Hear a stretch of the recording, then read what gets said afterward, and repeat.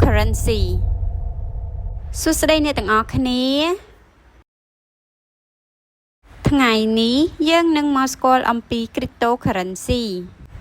និង blockchain technology ដែលកំពុងផ្លាស់ប្ដូរពិភពហិរញ្ញវត្ថុសម័យថ្មី Bitcoin ដែលជា cryptocurrency ដំបូងនិងល្បីជាងគេបានបើកផ្លូវឲ្យ cryptocurrency ជាច្រើនផ្សេងទៀតកើតឡើងសប្តាហ៍ថ្ងៃមាន coin ជាច្រើនដូចជា Bitcoin, BNB, Ethereum, Ripple និង Jupiter ជាដើម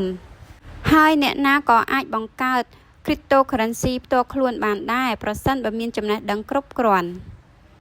បើសិនអ្នកចង់តាមដានតម្លៃនិងពលមាន crypto ផ្សេងៗអ្នកអាចចូលមើលនៅ Coin Market Cap ចុះ cryptocurrency គឺជាអ្វីនិយាយឲ្យងាយ cryptocurrency គឺជាទ្រព្យសម្បត្តិ digital ដែលត្រូវបានការពារដោយបច្ចេកវិទ្យាសុវត្ថិភាព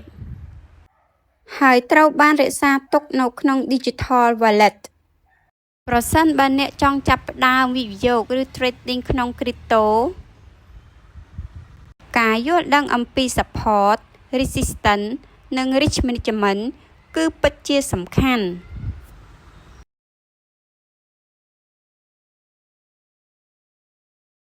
កុំភ្លេច subscribe ដើម្បីទទួលបានវីដេអូថ្មីៗ